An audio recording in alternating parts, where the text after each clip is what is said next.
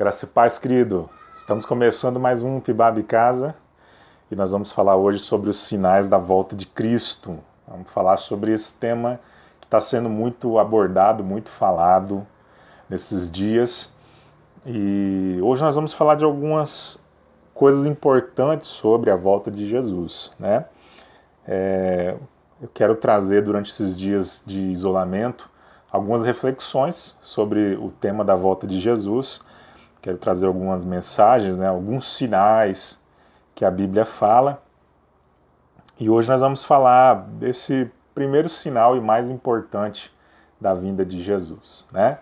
Mas primeiro nós vamos orar, agradecendo a Deus por mais essa oportunidade, mesmo que distante, mesmo que você aí longe, né, aí na sua casa, mas pertinho, no coração, em espírito, com certeza estamos juntos aí, celebrando ao Senhor no mesmo espírito, na mesma comunhão e no mesmo sentido para Deus, né? Sei que em qualquer lugar onde você estiver assistindo esse vídeo, se você estiver junto, com o teu coração ligado, né? Nesse propósito, no mesmo propósito, nós vamos estar juntos, com certeza, né? Então, vamos orar? Senhor Deus e Pai, obrigado. Mais uma vez, nós só temos a te agradecer pelo teu imenso amor por nós, por essa oportunidade de poder estar perto do meu irmão, da minha irmã, mesmo que de uma forma online, mesmo que de uma forma virtual, né?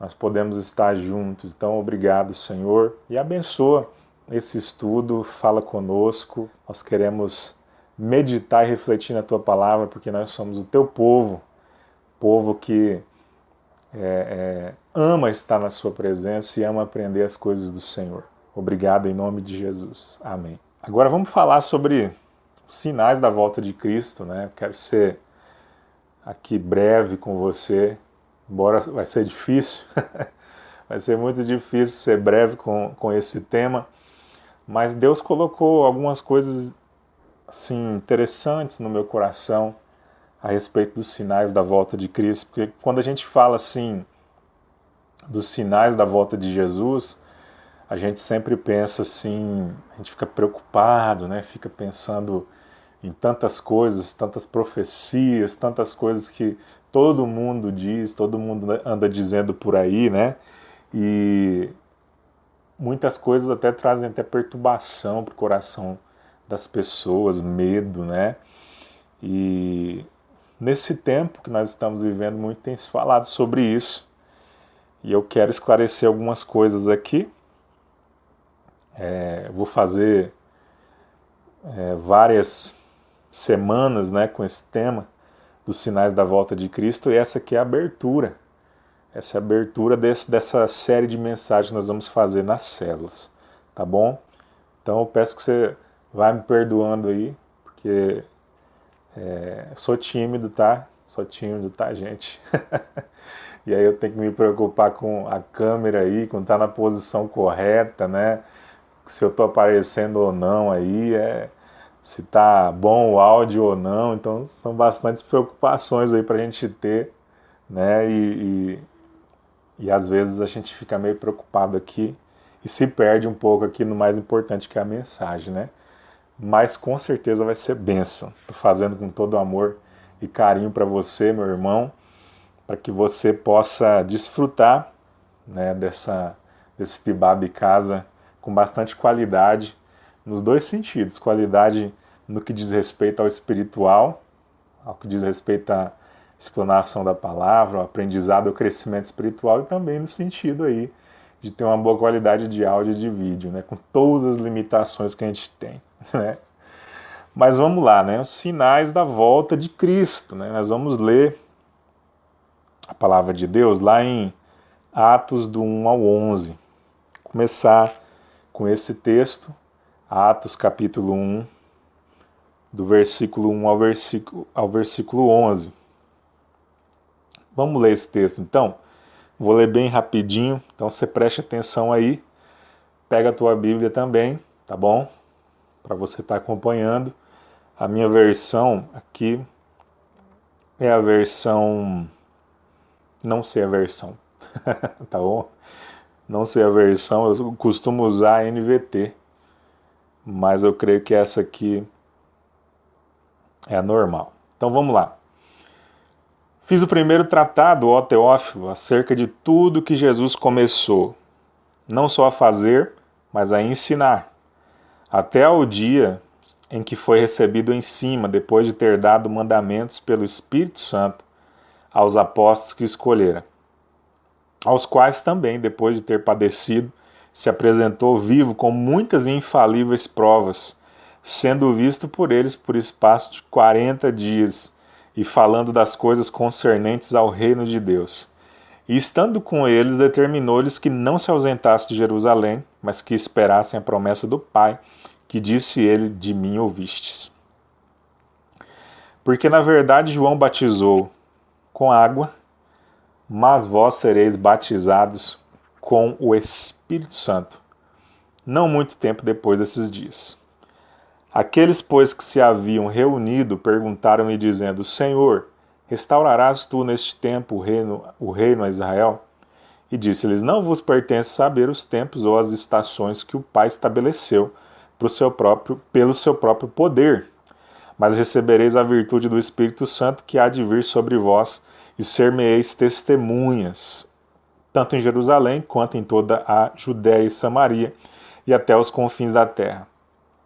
E quando dizia isto, vendo eles, foi elevado às alturas, e uma nuvem o recebeu, ocultando-o aos seus olhos. E estando com os olhos fitos no céu, enquanto ele subia, eis que junto dele se puseram 2 homens vestidos de branco, os quais lhes disseram, homens galileus, por que estáis olhando para o céu? Este Jesus que dentre vós foi recebido em cima no céu, há de vir assim como para o céu o viste ir. Amém? Então esse é o texto que nós vamos trabalhar em cima dele. E nesse texto aqui nós podemos afirmar uma verdade muito importante, que é a verdade de que a volta de Jesus é uma promessa de Deus. Deus prometeu pela sua palavra que Jesus vai voltar. Então isso nós sabemos que é uma realidade, é uma verdade, e isso nós temos que esperar, essa volta do Senhor Jesus, né?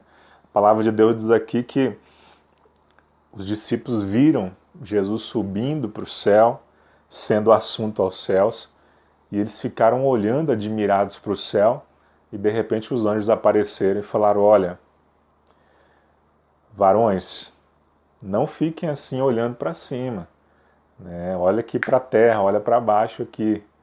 O mesmo Jesus que vocês viram subir, ele vai voltar. Mas, então vamos tocar a vida até que esse dia chegue, né? Então, a volta de Jesus, ela é eminente. Jesus vai voltar, mas ninguém sabe o dia. Então não se engane. Ao que Jesus diz para os discípulos, não vos pertence saber os tempos ou as estações que o Pai estabeleceu pelo seu próprio poder. Por quê? Porque ao longo da história da humanidade já apareceram muitas pessoas que tentaram precisar o dia da volta de Cristo. Sempre em qualquer geração, em todos os tempos da igreja, sempre aparece alguém com a receita mágica, com a matemática do céu, para poder lá, pelas matemáticas mais loucas que você possa imaginar, tentar adivinhar o dia da volta de Cristo, sinais, e dar a data, dar a hora, dar até o local. E isso está na Bíblia, querido, está na Bíblia. Está escrito na palavra de Deus que ninguém sabe o dia. Ninguém sabe o dia que Jesus vai voltar. Não cabe a ninguém saber, somente Deus sabe o dia dessa volta, só o Senhor sabe, né? Mas nós tivemos aqui algumas pessoas aqui que tentaram precisar, né, o dia da volta de Cristo. Um desses caras foi um fazendeiro, William Miller. Depois de anos de estudo, né, ele concluiu que a destruição do mundo estava prevista na Bíblia e o mundo ia acabar, né, Jesus ia voltar dia 21 de março de 1843, né? Ou 21 de março de 1844. E aí esse cara tinha seguidores, porque sempre tem louco para seguir, né? Todo louco tem seguidores. O cara abre uma Bíblia e começa a pregar qualquer coisa, né? Já tem pessoas que estão seguindo, estão admirando, pessoas que não conhecem as Escrituras e são levadas por qualquer vento de doutrina, qualquer tipo de ensinamento, né? Porque se a Bíblia mesmo diz que não tem uma data, não tem um dia, né? Mas tem pessoas que se deixam, né, enganar. E esse cara, ele teve muitos seguidores, né? Mas não acabou o mundo, Jesus não voltou nessa data, né? Só que tinha um problema, muitos daqueles seguidores dele venderam tudo que tinha, né? Deu os bens, distribuíram os bens, né, para os pobres. E aí, depois disso aí surgiu o movimento, né? Esse foi o movimento, aliás, conhecido como o Grande Desapontamento. E alguns desses seguidores, alguns dos seguidores desse cara, eles foram os fundadores da Igreja Adventista do Sétimo Dia, né? Então, em julho de 1989, também, alguns fizeram interpretações que o mundo ia terminar, ia acabar o mundo em 1989 e 99. Pessoas começaram a pregar que Jesus voltaria também nessa virada do século, né? 1999. E isso gerou muito terror, pessoas se mataram, tiraram a vida. Você deve se lembrar aí, você que estava vivo aí, né, tinha algum tipo de consciência já nesse tempo, você deve se lembrar que em 1999 aconteceu esse evento e muitas pessoas mesmo tomaram veneno, se mataram, fizeram a mesma coisa, venderam as suas coisas, deram seus bens, né? E não acabou o mundo, Jesus não voltou, e aí crise, pessoas que ficaram em crise.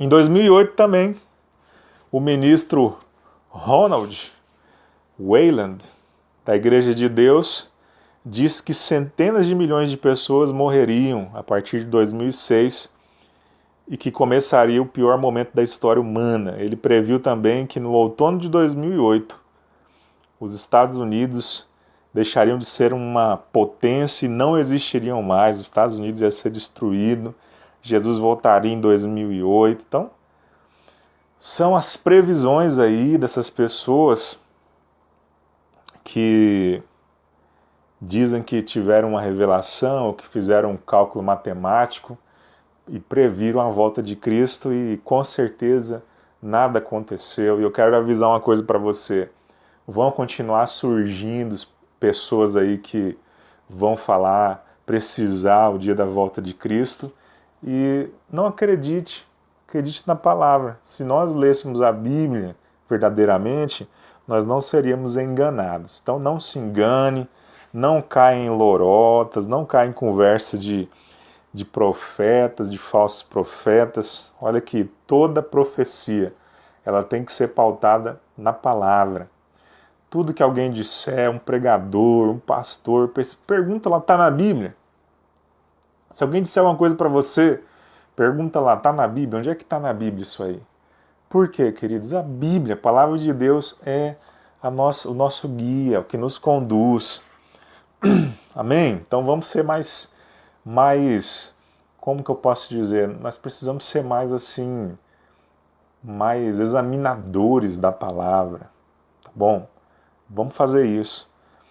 Então, Jesus, a respeito do dia da sua vinda, ninguém sabe, tá bom? Ninguém sabe, só o Pai.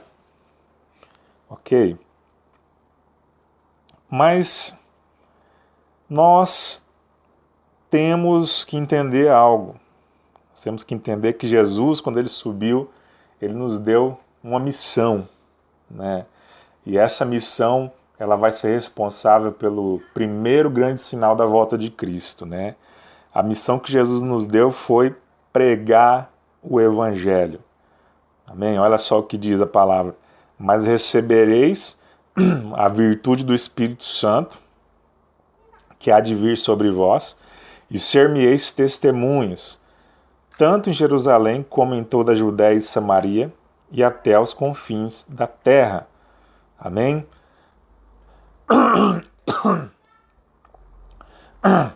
Amor! Amor! Dá uma água aí para mim.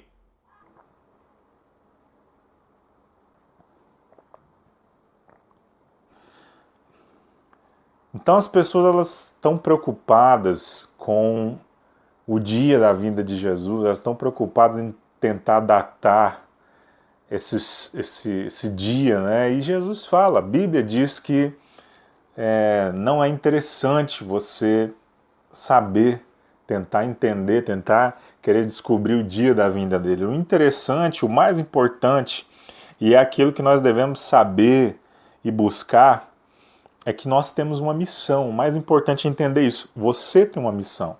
Você como discípulo de Jesus, eu como discípulo de Jesus, nós temos uma missão. E essa missão é pregar, né, ser testemunha de Cristo, né, até os confins da terra. Olha só. Mas recebereis a virtude do Espírito Santo que há de vir sobre vós, e ser-me-eis testemunhas, tanto em Jerusalém, como em toda a Judéia e Samaria, e até os confins da terra. Você sabia que tem mais de 3.000 povos que nunca ouviram falar de Jesus? Existem mais de 3.000 povos que nunca ouviram falar o nome Jesus. Você tem noção de você chegar num lugar e falar assim para alguém, você já ouviu falar de Jesus? Essa pessoa dizer para você, não. Quem é Jesus? Aqui na nossa nação, aonde você for, aonde você for e perguntar, as pessoas sabem. Às vezes as pessoas não conhecem Jesus de um relacionamento, de oração, de intimidade, de comunhão, não conhecem profundamente a palavra de Deus, mas essas pessoas têm algum tipo de conhecimento a respeito de Jesus. Agora, essas 3.000 nações que nós citamos aqui nunca ouviram falar o nome de Jesus. Então essa missão que Jesus nos deu, ela é uma missão que está totalmente ligada a um dos primeiros sinais da vinda de Cristo. É aquilo que prepara a vinda de Cristo, né? Olha só, tem um lugar no mundo que é a janela 1040. Você já ouviu falar na janela 1040? Depois você pesquisa aí sobre a janela 1040, né? A janela 1040 é um termo criado pelo um missionário cristão, e ele fala dessa localização, né? Essa localização 1040 por causa da localização geográfica. 10 e 40, entre 10 e 40 graus ao norte do Equador, né? Então é por isso que é chamado de janela 1040. Nessa janela estão os povos ali, abrange ali o Saara, o norte da África, e todos os países da Ásia, a Ásia Ocidental, Central, o sul da Ásia, o leste da Ásia e grande parte do sudeste da Ásia. Cerca de 2/3 da população mundial vivia na janela 1040, e eles são predominantemente, presta atenção, muçulmanos, hinduístas, budistas, animistas, judeus e ateus. E olha, muitos governos dessa janela 1040, eles são oficialmente contrários à pregação do Evangelho. Eles perseguem os cristãos, matam, põem fogo nos cristãos, prendem, torturam, todo tipo de atrocidade ao cristianismo, né, contra os cristãos, aliás, acontece dentro dessa janela 1040. Então, existem muitos povos que não conhecem a Jesus Cristo, muitos governos que são hostis à pregação do Evangelho, eles matam cristãos mesmo, perseguem. E esse é o grande sinal, o grande e mais poderoso sinal da vinda do Senhor Jesus, que é justamente esses povos, os povos de todas as nações da terra, ouvirem o Evangelho do Senhor Jesus, ouvirem a pregação do Evangelho. Olha o que diz aqui em Mateus 24:14. E este Evangelho do Reino será pregado em todo o mundo, em testemunho a todas as nações, e então virá o fim. Mateus 24:14. Amém? O texto não está dizendo aqui quando o evangelho for aceito, né? Ele está dizendo quando esse evangelho for pregado em todas as nações, para todas as pessoas, né? Aí vai ser o fim. Aí virá o fim, né? Então virá o fim. Então, nós temos que entender o seguinte, que o primeiro grande sinal é esse. É um crescimento do Evangelho. É um alcance do Evangelho por todas as nações da Terra. E aí você para pensar comigo assim que nós temos aqui no Brasil muitas etnias, mesmo indígenas, muitas pessoas que nunca ouviram falar de Jesus também. Aqui no Brasil temos esses povos, né? Aí você talvez pense assim que lá fora, lá na Ásia, né? Não, aqui mesmo no nosso país tem pessoas, tem povos que nunca ouviram, povos indígenas, nativos, que nunca ouviram falar de Jesus. Então aí você pensa comigo nesse sinal, que esse sinal depende de mim e de você, do nosso compromisso em pregar o Evangelho. Né? Porque muitas vezes nós estamos com o olhar lá para o céu, nós estamos com o olhar para os sinais, para as pragas, nós estamos aterrorizados, né, com medo, às vezes, né? Puxa vida, e agora? O que vai acontecer daqui para frente, né? Estamos espantados, extasiados com as coisas do céu, enquanto nós temos que olhar para a nossa missão aqui na terra, que Jesus nos deu. Olha só, e estando, no texto que nós lemos em Atos, do 1 ao 11, 1 do 1 ao 11, e estando com os olhos fitos no céu enquanto ele subia, eis que junto dele se puseram 2 homens vestidos de branco, os anjos, e disseram para eles, para os discípulos, homens galileus, por que vocês estão olhando para o céu? Esse Jesus que dentre vós foi recebido em cima no céu, há de vir, assim como para o céu o viste ir. Amém? Então, aqueles anjos, eles acordam, dá um choque naqueles discípulos, fala, gente, tá bom, beleza, vocês já viram Jesus subir, foi maravilhoso, foi lindo, agora vamos lá, vamos cumprir a missão que ele deu para vocês, vamos divulgar o Evangelho, vamos fazer a parte de vocês agora. Ou seja, vamos olhar para a terra, vamos cumprir a nossa missão. Amém? Então, eu quero dizer para você aqui, perguntar para você, e eu faço essa pergunta para mim também, qual que é o teu nível de envolvimento com essa missão? Você é um missionário onde você está? Olha o silêncio, né? E aí? Você é um missionário onde Deus colocou você? Porque Jesus, ele só vai voltar quando a sua igreja já ter pregado o Evangelho em todas as nações da terra. Esse é o primeiro grande sinal da volta de Jesus. Amém? Então, nós estamos vivendo assim um tempo de euforia por conta de pestes, de pragas. Deixa eu dizer algo para você. Muitas pragas já vieram sobre a humanidade, muitas pestes já vieram. Na Idade Média houveram pestes e pragas que abalaram o mundo. O pessoal começou a cogitar numa extinção da humanidade. Muitas pragas já vieram sobre a face da terra. Então, às vezes você fica assustado e pensando, e agora? O que vai ser? Fica com medo. Mas olha para a terra. Olha para a missão que Jesus te deu. Não vai acabar o mundo enquanto todas as nações não ouvirem o Evangelho. Amém? Jesus não vai voltar enquanto esse Evangelho não for esparramado por todas as nações. E quem que vai esparramar esse Evangelho? Sou eu e você.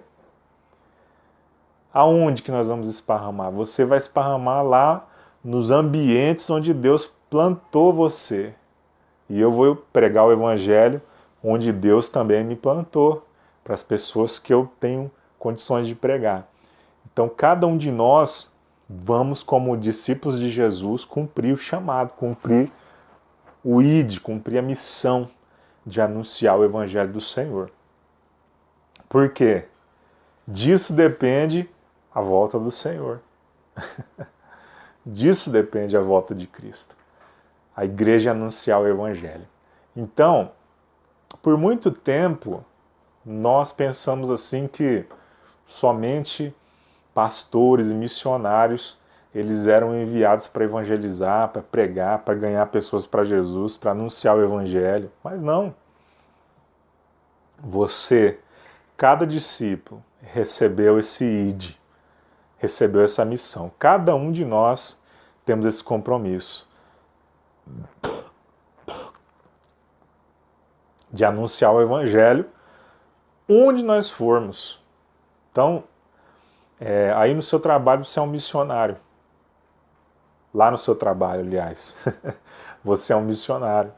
Aí na sua casa você é um missionário, dando um bom testemunho para a tua família. Lá no teu trabalho, quando você voltar, é sendo um funcionário de excelência. Amém? Tem muita gente que fala assim, eu não consigo trabalhar porque eu sempre estou evangelizando alguém, eu sempre estou falando do amor de Deus, isso atrapalha o meu trabalho e tal. Se a evangelização está atrapalhando o teu trabalho, você não tem sido um bom evangelista. Por quê? Porque o primeiro grande testemunho teu é sendo um bom naquilo que Deus colocou você para fazer. Se você é um colaborador de uma empresa, você precisa ser um excelente colaborador. Se você é um prestador de serviço, você prega o Evangelho dando um bom testemunho, prestando um excelente serviço, sem murmurar.